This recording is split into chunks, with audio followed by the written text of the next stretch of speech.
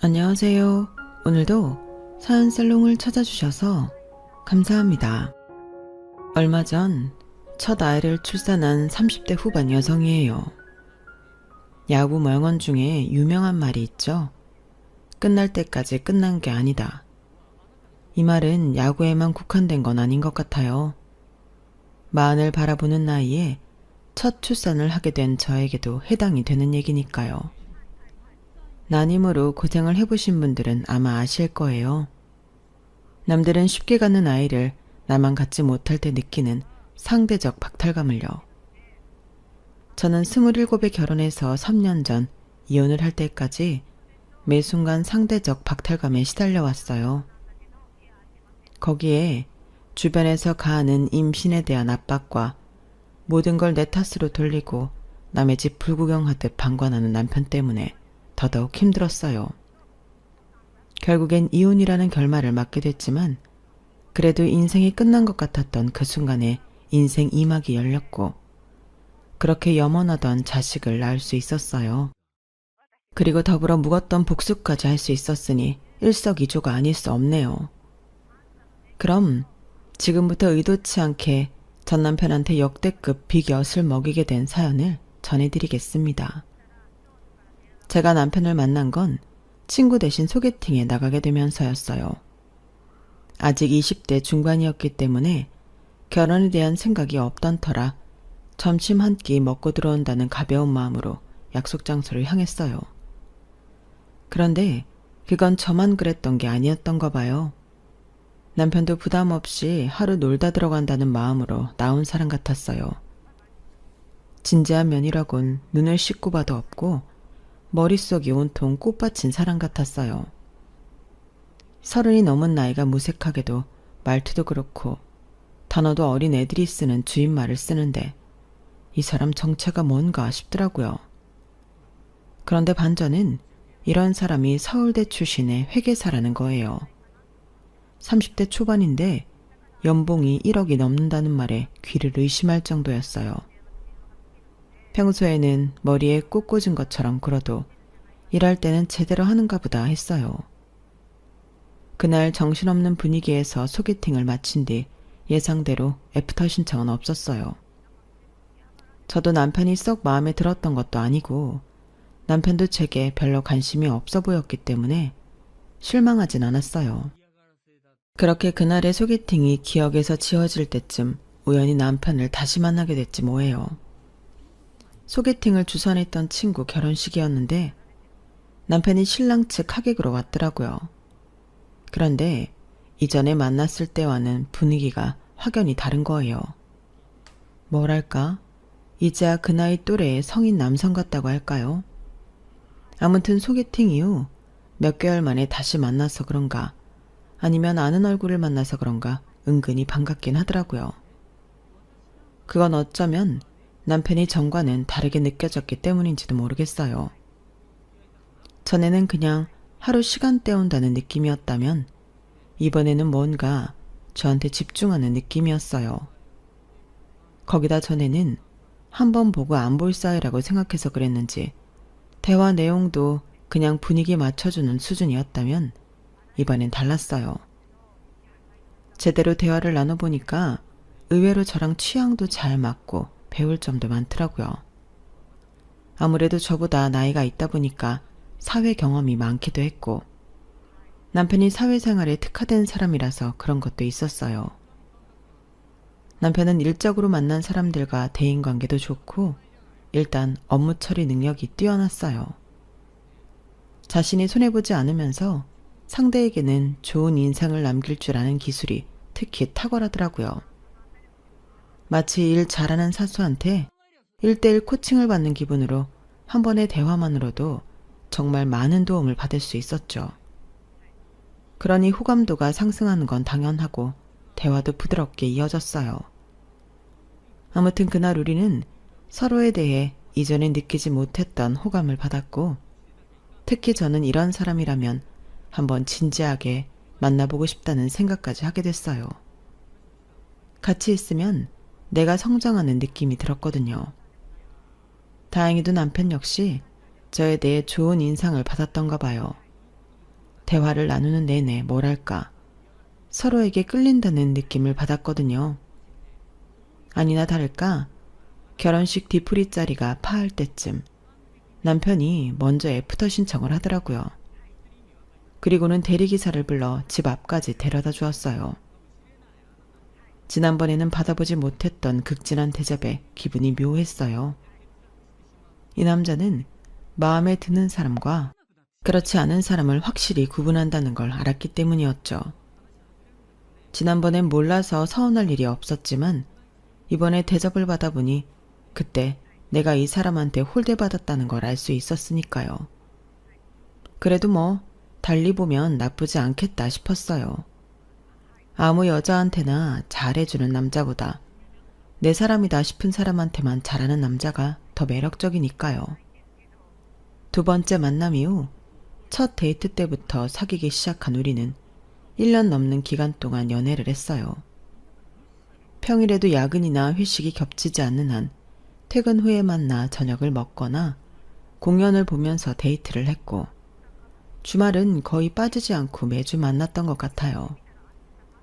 태어나서 누군가와 함께 있는 시간이 이렇게 즐겁게 느껴지긴 처음이었어요. 능력도 있고 믿음직스럽고 무엇보다 함께 있는 시간이 즐거운 상대라니 앞으로도 이런 사람은 다시는 못 만날 것 같다는 생각이 들 정도였죠. 남편도 저와 비슷한 느낌이었는지 저한테 올인하는 게 느껴졌어요. 왜 남자들이 그렇다면서요? 좋아하는 이성한테는 돈이고 시간이고 자신의 모든 걸 아낌없이 쏟아붓는다고요. 그 당시에 제 남편이 그랬어요. 그래서 사귀기 시작한 지 반년쯤 되던 무렵부터 남편은 줄기차게 결혼하자는 말을 꺼내더라고요. 마음 같아서는 저도 당장이라도 결혼을 하고 싶었지만 저희 부모님도 그렇고 기혼자인 친구들이 뜯어 말리더라고요. 적어도 1년 이상은 진득하게 지켜본 뒤에 결혼하는 게 좋다고요. 태임아, 내가 결혼해서 살아보니까 그렇더라. 6년 동안 연애하면서 남편에 대해 잘 안다고 생각했었는데 막상 결혼해서 같이 살아보니까 내가 아는 남편의 모습은 빙산의 일각일 뿐이었어. 매 순간 내가 모르는 모습이 튀어나오더라니까. 6년을 만났는데도 그런데 고작 1년도 안 만나보고 상대에 대해 뭘 알겠니? 연애할 때야 마음에 안 들면 헤어지면 그만이지만 결혼하지. 그럼 그렇게 쉽게 못 헤어져. 결혼한 거 주변에 다 알린 상태인데다 금전적인 문제도 그렇고 일단 서류상으로 흔적이 남잖아. 결혼까지 가는 과정도 힘들지만 이혼 서류에 도장 찍는 건 그보다 10배는 더 힘들다고. 그러니까 서두르지 말고 조목조목 잘 따져보고 그리고 난 다음에 선택해도 늦지 않아. 나중에 후회하는 것보다는 그게 훨씬 낫다니까. 연애를 오래 하고 지난해 결혼식을 올린 친구는 진심을 담아 제가 조언을 해주었어요. 솔직히 그때는 친구 말이 귀에 들어오지 않았지만 그 친구도 그렇고 저희 부모님도 그렇고 회사 동료와 선배들까지 하나같이 적어도 남자는 사계절은 겪어봐야 한다는 말을 귀에 딱지가 않도록 했었기 때문에 눈 딱 감고 1년은 기다려보자고 생각했었죠. 그렇게 1년을 사귄 뒤 그제야 마치 시험에 통과한 사람처럼 남편의 청혼을 받아들였어요. 남편은 결혼식도 올리기 전부터 이미 자식 계획까지 다 세워두었더라고요. 난 아들이건 딸이건 상관없어. 대신 둘 이상은 낳았으면 해.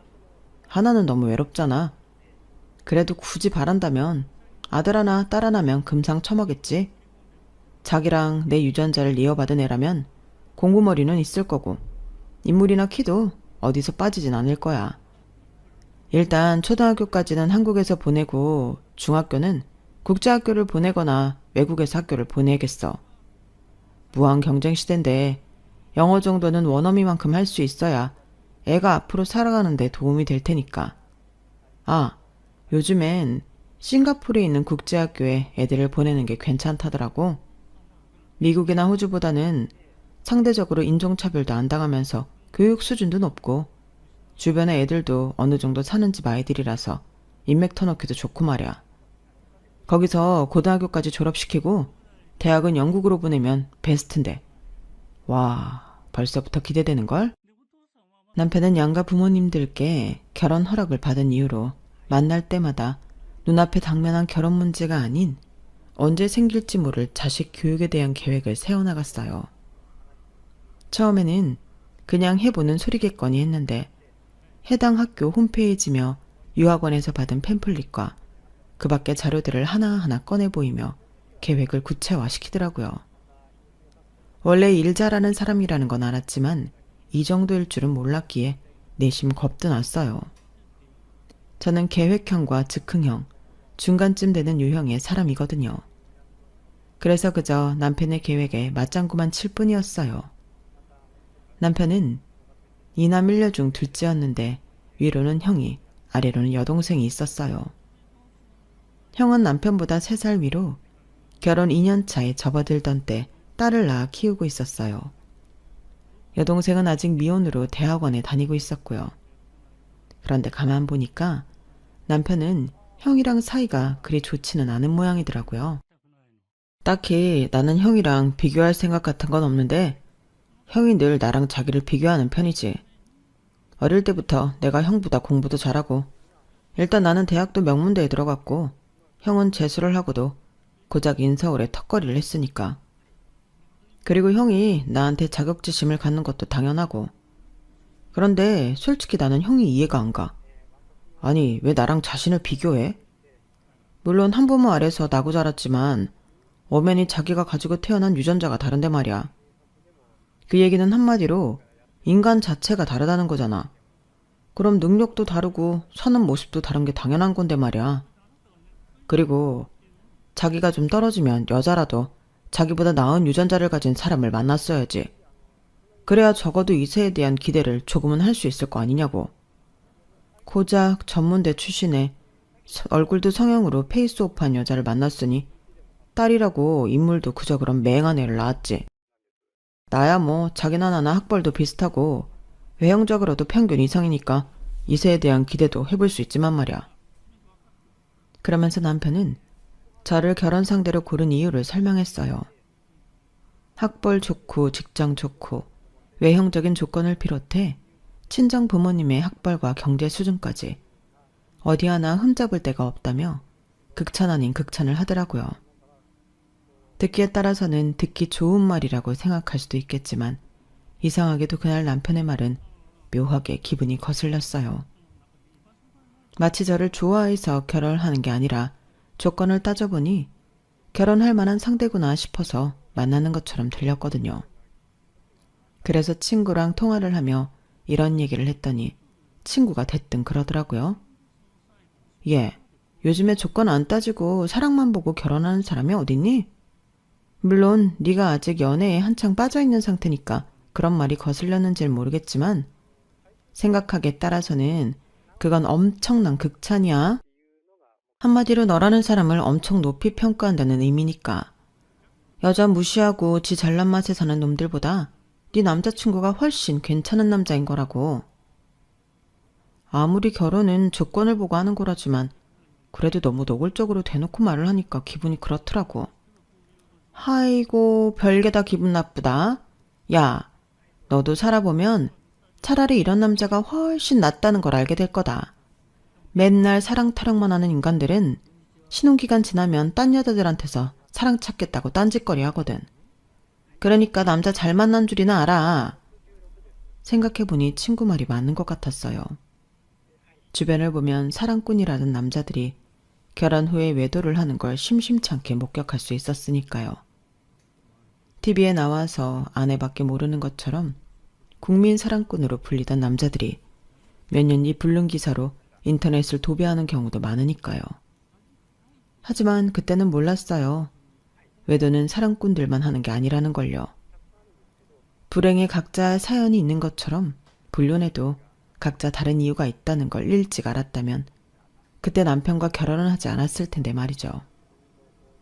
남편은 시댁에서 둘째였지만 저는 저희 집 장녀인데다가 저희 부모님이 결혼을 조금 일찍 하신 편이라서 양가 부모님 간의 나이 차이가 좀 있는 편이었어요. 앞자리 숫자가 다를 정도로요. 그래서인지 저희 부모님은 상견례 자리에서부터 약간 밀리는 느낌이었어요. 결혼식 날짜부터 신혼집 위치, 예식 규모 등은 시부모님 뜻이 많이 반영됐어요. 이 정도로 저희 쪽에서 맞춰졌으면 고맙다는 말 정도는 할 법한데도 시어머니는 마치 당연하다는 듯 넘기려고 하시는 게 좀 그렇더라고요. 그래서 내심 불만이 있었는데 하루는 아버님이 저희 회사로 찾아오셨더라고요. 우리 둘째 며느리한테 맛있는 점심 사주려고 들렀다. 혹시 점심 약속 있는 건 아니지? 점심은 주로 동료들이랑 구내 식당에서 해결하는 편이긴 했지만 딱히 약속까지 한 건 아니어서 아버님을 따라 근처 일식집으로 갔어요. 말씀은 점심 사주러 오셨다고 하셨지만 실상은 제게 선물을 전해주려고 오신 거였더라고요. 상견례 때 너무 우리 쪽 고집만 부린 것 같아서 말이야. 이거 리조트 숙박권인데 부모님께 전해드려라. 자식 결혼 준비로 많이 피곤하실 텐데 가셔서 머리도 식히고 오시면 좋을 것 같구나. 아버님이 건네주신 숙박권은 수백만 원이 넘는 고가의 상품권이었어요. 비싼 가격보다도 이번 일에 대해 저희 부모님을 신경 써주셨다는 자체가 너무 고맙더라고요. 저희 부모님도 저한테 그걸 전해받으시고는 무척이나 고마워하셨어요. 상견례 때 생긴 서운한 감정은 아버님 덕분에 사그라들 수 있었어요. 양가 부모님 도움을 받아 마련한 신혼집에 혼수는 저와 남편이 그동안 모아두었던 돈으로 함께 채워 넣었어요. 비율로 따지자면 남편이 60%, 제가 40% 정도였어요. 차는 남편과 제가 각각 가지고 있던 걸 팔고 새로 한 대 구입했고요. 이 정도면 일반적인 신혼 부부들에 비해 한쪽으로 많이 기우는 편은 아니었어요. 대개가 남자는 집, 여자는 혼수를 하는 게 보편적이니까요. 그런데 이것도 어디까지나 각자의 관점에 따라 다르게 느껴지는 모양이더라고요. 저희 시어머니는 이렇게 말씀하시는 걸 보면 말이에요. 솔직히 둘째 넌 맨몸으로 시집 온 거나 다를 게 뭐냐? 집은 우리가 해줘. 집안 살림은 내 아들 돈으로 해. 넌 그저 몸만 딸랑 들고 온 거나 진배 없잖아. 내가 모자란 자식 너한테 떠넘기는 것도 아닌데 말이다. 그랬으면 나름 성의는 보일 거라 생각했는데 어떻게 돼 내가 예단비도 안 가져오고 시애미한테 명품백도 하나 안 해주니? 첫째는 말이다. 시집 올 때 지들 결혼 반지 사면서 내 반지도 하나 해주더라. 자고로 어른한테 예쁨 받으려면 스스로 노력을 해야 하는 거다. 세상에 공짜가 어딨니? 결혼하고 2달째 되던 어느 날 어머님은 제게 참았던 울분을 터뜨리듯 이렇게 말씀하셨어요. 아니, 신혼집은 저희 부모님이랑 반반 부담하셨고 살림살이는 남편이랑 제가 같이 준비했는데 왜 계산을 이렇게 하시는지 이해가 안 가더라고요. 어지간하면 말대꾸 안 하고 넘어가려고 했지만 마치 저랑 저희 부모님이 염치 없는 사람들인 것처럼 말씀하시면서 형님이랑 비교까지 하시니 참을 수가 없더라고요. 그래서 좀 치사한 감은 있지만 오목조목 잘못된 부분을 정정해드렸어요. 그런데 그게 어머님 자존심을 건드렸던 모양이에요. 그날 이후 어머님이 저를 대놓고 형님이랑 차별하기 시작하셨거든요. 시작은 명절 선물이었어요. 시집와서 처음으로 시댁에서 맞는 설이었는데 추석 당일 차례를 지내고 아침 상을 물리고 나자 아버님께서 친정 부모님께서 기다리실 테니 이제들 친정에 가보라고 그러시더라고요. 그런데 그때 어머님이 형님만 따로 주방으로 부르시는 거예요. 주방 안에서 화기애애한 웃음소리가 들리더니 이어 형님이 비단보자기에 포장된 상자를 받아들고 나오더라고요. 그게 뭔가 하고 바라보는데 순간 시어머니랑 눈이 마주친 거예요. 그런데 시어머니께서 쓱 눈길을 돌리시더니 형님한테 살갑게 그러시는 거 있죠. 아주 귀한 거니까 절대 남 주지 마시고 꼭 2분이서 드시라고 해야 한다. 그런 건 돈을 주고도 못 사는 귀한 거니까. 시어머니께서 일부러 그놈의 귀하다는 말을 몇 번이나 강조하시는 걸 보니 이건 나 들으라고 하는 얘기구나 생각했어요. 형님한테 그 귀하다는 선물을 주시고는 저한테는 일부러 눈길 한번 안 주시고 안방으로 쏙 들어가 버리셨거든요. 똑같은 며느리인데 형님네 부모님께는 선물을 보내시고 우리 부모님께는 일부러 모른 척 하시겠다 이거였죠. 정작 선물은 저희 집에서 받으셨으면서 말이죠. 그날 시댁을 떠나 제 친정으로 향하는데 기분이 좀 그렇더라고요. 저를 형님이랑 차별하는 건 참을 수 있지만 저희 부모님까지 차별 대상에 들어가는 건 도저히 참기 힘들었거든요. 그래서 남편한테 그 얘기를 하고는 서운하다고 했더니 남편이 그러는 거예요. 서운해할 거 없어. 형수님 친정은 형편이 어려워서 엄마가 따로 선물을 보내는 거니까. 자기네는 잘 살잖아. 엄마가 자기 친정 선물을 안 챙겼다는 건 그만큼 능력 있는 집이라는 뜻이나 마찬가지야. 그냥 있는 사람이 아령 좀 베푼다 생각하라고. 남자들은 정말이지 상황 파악이 이렇게 안 된다니까요. 아니 남편 말대로 형님네 친정 살림이 어려워서 선물을 보내는 거라면 저 몰래 줄 일이지 굳이 제가 보는 앞에서 줄 일인가요? 분명히 시어머님이 저를 의식하면서 주시는 걸 제가 똑똑히 봤는데 말이죠. 남편 말이 턱도 없는 소리라는 걸 알지만 더는 이를 키우고 싶지 않아서 그냥 입을 닫아버렸어요. 그런데 그때 그냥 참고 넘어가지 말았어야 했나 봐요. 한두 번 참아주니까 나중에는 아예 제 친정을 호구 취급하는 것 같았거든요. 제 친정에서 보낸 선물을 포장도 뜯지 않은 채 제가 보는 앞에서 도우미 아주머니한테 줘버리지 않나. 시댁에만 가면 사사건건 꼬투리를 잡아 제 친정 흠을 내곤 했거든요. 그렇게 사람 속을 뒤집어 놓고는 제가 한마디 하면 꼭 이래요. 어머, 넌 왜 그렇게 속에 화가 많니? 인생을 그렇게 살면 안 돼. 둥글둥글하게 살아야지. 사소한 거에 발끈하고 상대가 무슨 말만 하면 꼬아서 보고. 어디 너 무서워서 말을 하겠니? 어머님이 자꾸 제 친정 흠을 잡으시니까 그렇죠. 어머님이 뭐라고 하셨는지 기억 안 나세요? 결혼식 때 남자 동기들이 많이 온 걸 가지고 친정엄마를 닮아서 남자들한테 흘리고 다니는 게 많아서 그런 거라고 하셨잖아요. 이거 봐 이거 봐. 또 버럭 소리 지르는 거. 예, 내가 언제 그랬니? 내가 보기엔 네 어머니가 너를 좀 자유분방하게 키웠나 보다 한다고 했지. 왜 매번 남의 말을 확대해서 이를 키우려 드나 몰라? 너 그거 분노장애일지 몰라. 더 늦기 전에 병원 가봐라.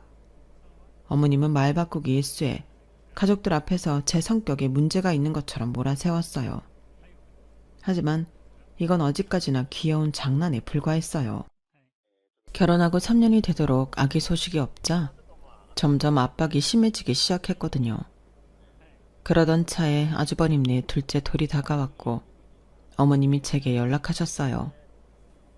얘 둘째야, 곧 있으면 지우리 돌인 거 알지? 그래서 말인데 이번엔 니네가 돌잔치 좀 해주려무나. 생각 같아선 호텔에서 했으면 한다만 니들 돈으로 하는 걸 내 마음대로 정할 수 있겠니? 아니 어머님, 그걸 왜 저희가 돈을 내요? 아주버님이랑 형님이 버젓이 있는데 왜 저희가 조카 돌잔치 비용을 대야 하느냐고요. 그걸 몰라서 묻니? 니들은 애가 없잖아. 큰애는 우리 집에 시집와서 이듬해 바로 딸 낳고 작년엔 아들 손주까지 안겨줬는데 넌 그동안 뭘 한 거냐? 결혼한 지 3년이 되도록 임신이라도 한번 해봤니? 자기가 해야 할 일도 제대로 못했으면 너 대신 며느리 노릇하느라 수고한 손이 동서 위에 그깟 돈 몇 푼 쓸 수 있는 거 아니냐고. 아유, 이럴 줄 알았으면 둘째가 그때 혼전 임신했다고 했을 때 바로 결혼시켰어야 하는 건데 괜히 뜸들이다가 다 놓쳤네. 순간 제 귀를 의심했어요. 남편이 혼전 임신으로 결혼할 뻔했다는 말 때문이었죠. 어머님, 그게 무슨 말씀이세요? 그이가 저 말고 다른 여자 사이에서 애를 가졌었단 말인가요? 그제서야 시어머니는 말 실수를 한 걸 깨닫고는 입을 닫아버렸어요. 그날 밤 낮에 시어머니한테 들었던 얘기를 남편한테 물었더니 남편이 대수롭지 않다는 듯 그러는 거예요. 언제적 얘긴데 그래. 그리고 결혼 전에 있던 일이야. 임신했다고 해서 결혼하려고 했는데 나한테 상의도 않고 애를 지웠더라고. 내 유전자를 이어받은 애를 왜 지 맘대로 지어? 그래서 그때 깔끔하게 정리하고 헤어졌어. 헤어지고 난 다음에 우연히 당신을 다시 만났던 거고. 그러니까 난 도덕적으로도 아무런 잘못이 없단 얘기야. 솔직히 자기도 내가 처음은 아니었잖아. 지나간 일은 그냥 묻고 살자. 서로 알아봤자 기분만 나쁜걸 뭐하러 끄집어내?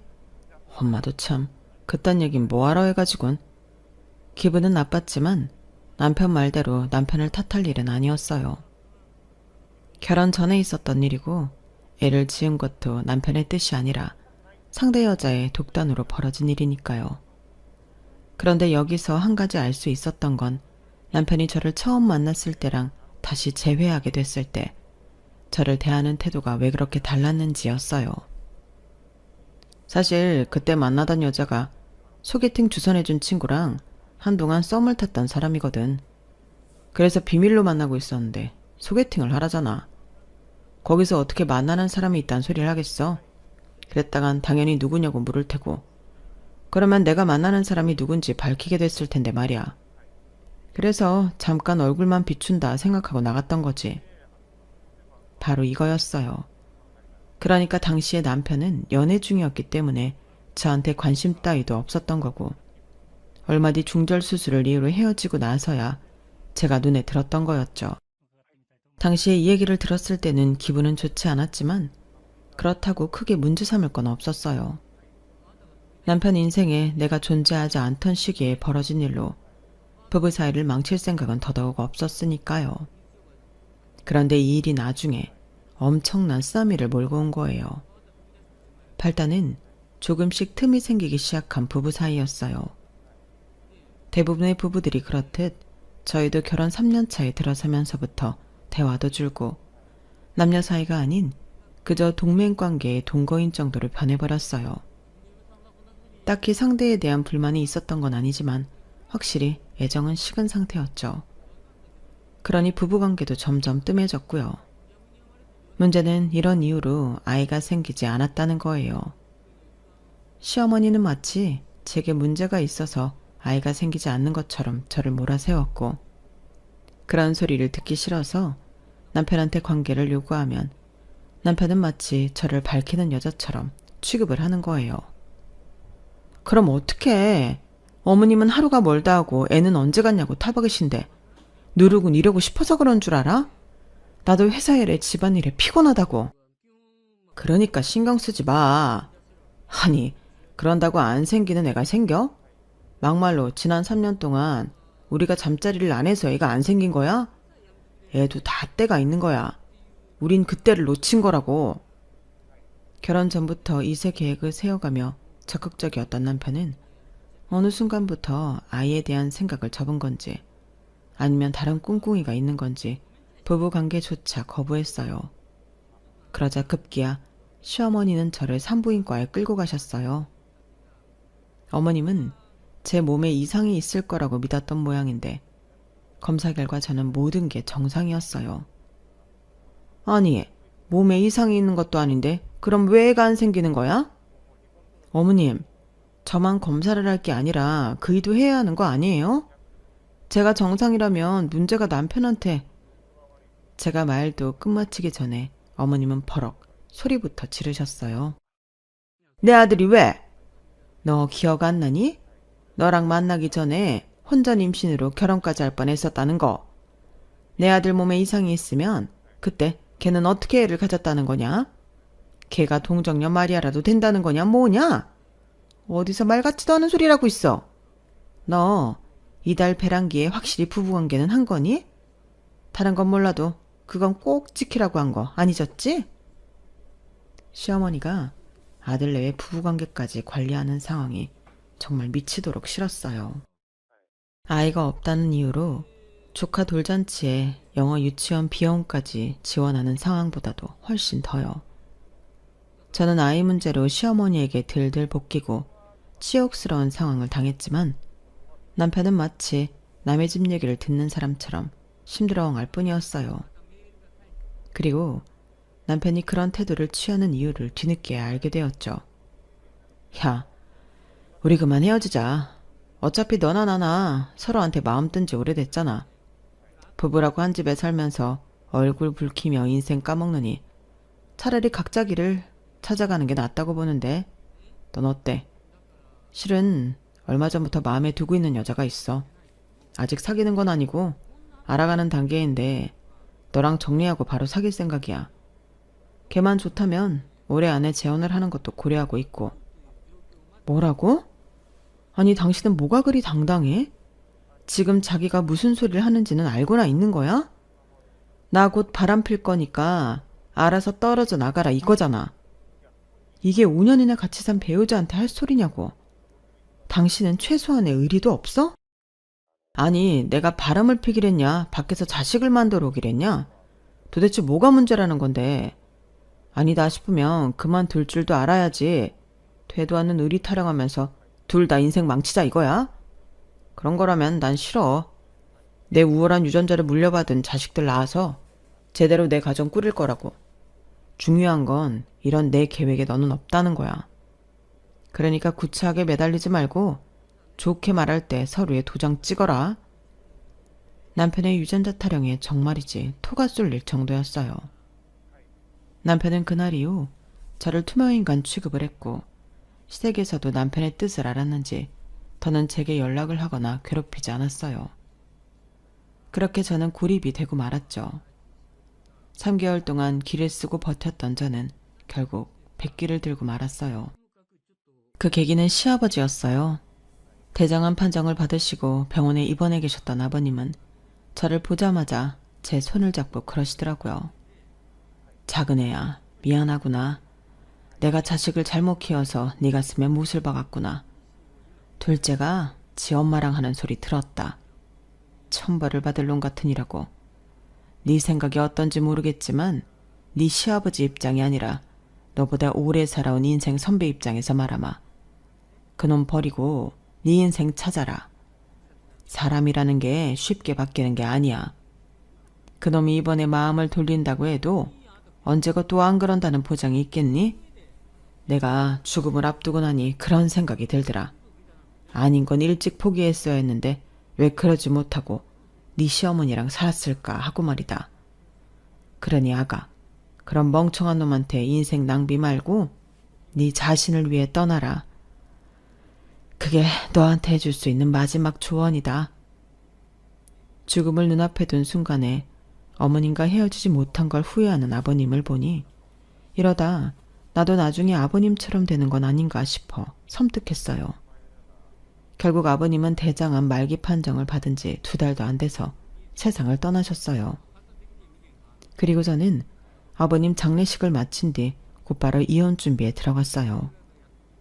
남편은 제가 이혼을 해주겠다고 하자 선심 쓰듯 재산분할과 더불어 위자료까지 듬뿍 챙겨주더군요. 이혼 뒤 회사에 휴가를 내고 남편한테 받은 위자료로 여행을 떠났어요. 그동안 시아버지 장례식도 있었고 해서 휴가를 길게 내기 눈치가 보여서 주말을 끼고 4일 정도 남해로 떠난 여행이었죠. 그런데 인연이 되려고 그랬는지 여행지에서 저를 담당해 주셨던 산부인과 의사를 만나게 된 거예요. 사실 저는 한눈에 알아보지 못했는데 의사분은 저를 확실히 기억하시더라고요. 같이 오신 시어머니가 하도 별난 분이셔서 확실히 기억합니다.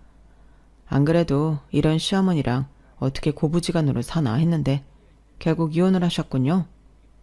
이것도 인연인데 제가 축하주 한 산 살게요. 이혼 잘하신 겁니다. 남의 이혼 소식에 축하주를 사겠다는 발상이 재미있기도 하고 자칫 우울해질 뻔했던 여행 분위기도 바꿀 겸 그 제안을 받아들였어요. 그날 오랜만에 신나게 수다도 떨고 싱싱한 회에 소주까지 마셨더니 평소보다 기분이 업돼서 술김에 의사분이랑 전화번호까지 교환하고는 친구가 되기로 했지 뭐예요. 다음날 늦지막이 숙소에서 깨고는 살짝 후회가 되긴 했지만 그래도 이상하게 자꾸 웃음이 새어나오더라고요. 남편과 연애 이후 누군가와 이렇게 즐거운 시간을 보낸 적이 없었거든요. 딱딱하게 굳어버렸던 심장이 다시 살아난 기분이었어요. 그날 만남 이후 의사 친구는 수시로 제게 연락을 해주었고 그렇게 남사친 여사친으로 반년 정도 지내다가 사귀게 되었어요. 처음부터 재혼을 염두에 둔 건 아니었지만 사귀다 보니 자연스레 재혼까지 이어지게 됐어요.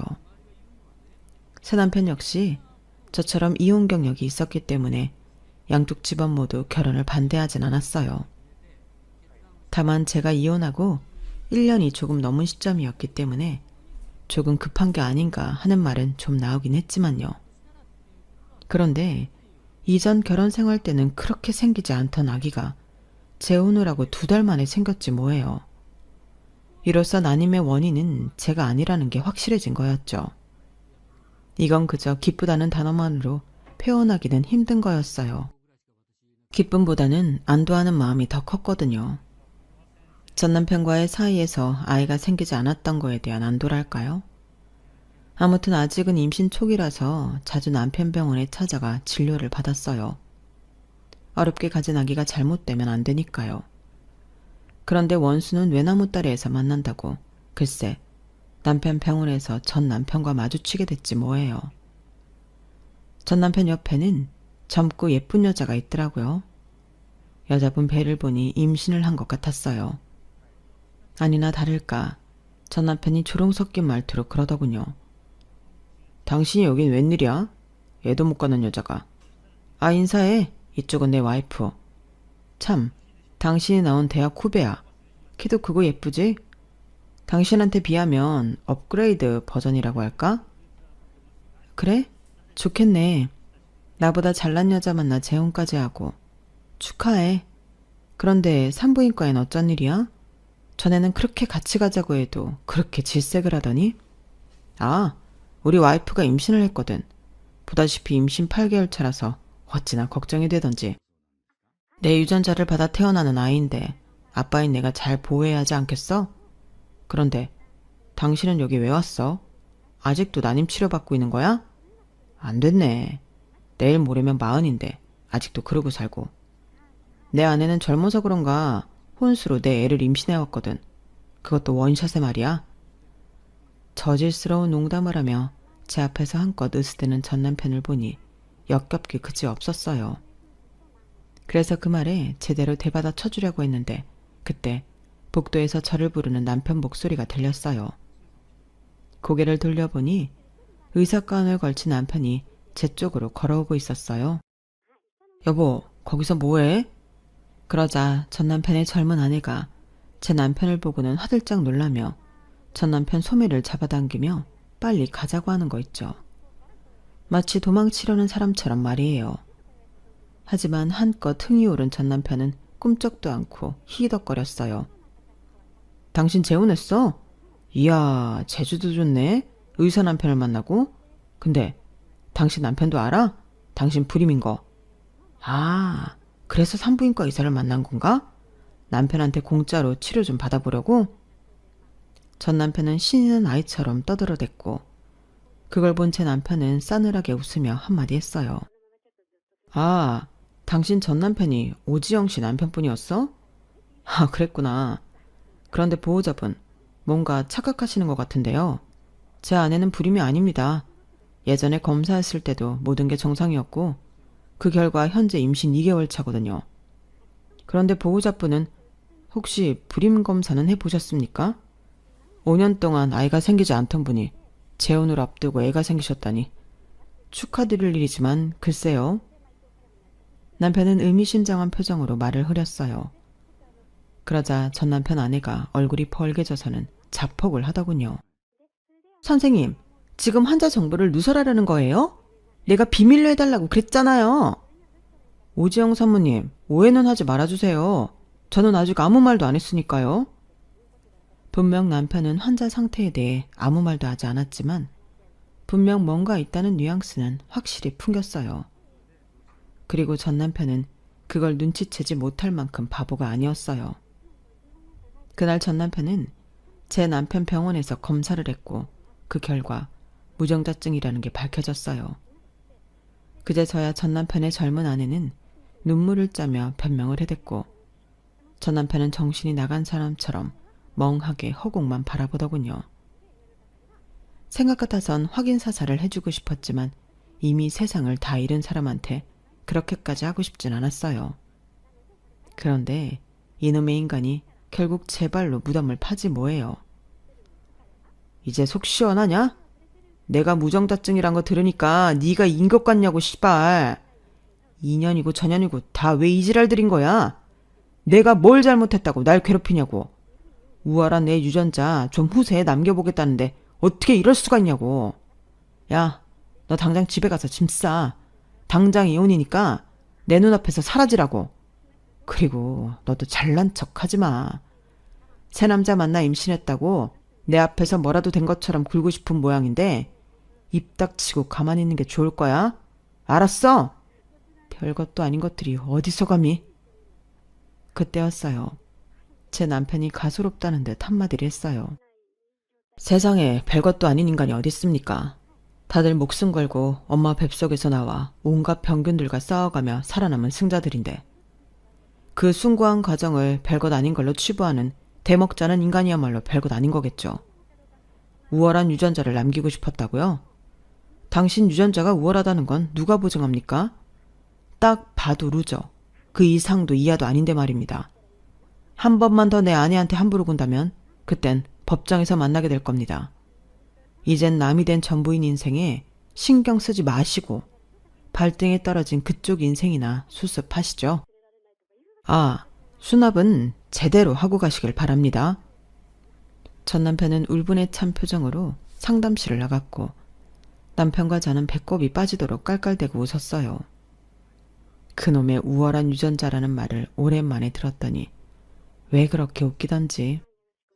그러고 보면 전 남편은 헛똑똑이가 아닌가 싶네요. 한 번도 아니고 2번이나 여자한테 속아 자기 자식이 아닌 나이에 아빠가 될 뻔했으니까요. 그런데도 우월한 유전자니 뭐니 하는 타령을 하다니 한심하기도 하지만 인간적으로 안 됐다는 생각이 드네요. 그날 이후 1년 가까이 지난 지금 저는 무사히 출산을 마치고 육아에 빠져 살고 있어요. 인생에서 느낄 수 있는 수많은 행복 중 가장 큰 행복을 매 순간 느끼면서 말이죠. 아직 온전찮은 몸으로 육아를 하려니 몸은 늘 지쳐있지만 남편과 저를 묘하게 반반 닮은 우리 아기를 보면 여기가 천국인가 싶기도 하거든요. 우리 아기가 어서 자라 종달새처럼 쫑알쫑알 떠들어줬으면 바라면서 사연을 마칩니다. 지금까지 제 사연을 들어주셔서 감사합니다. 들어주신 분들도 일상의 행복함을 항상 느끼고 계시길 바랍니다. 좋은 하루 되세요. 여러분, 사연 댓글에 응원과 현명한 조언 부탁드려요. 좋아요와 구독은 저에게 큰 힘이 됩니다. 오늘도 좋은 일 가득하세요.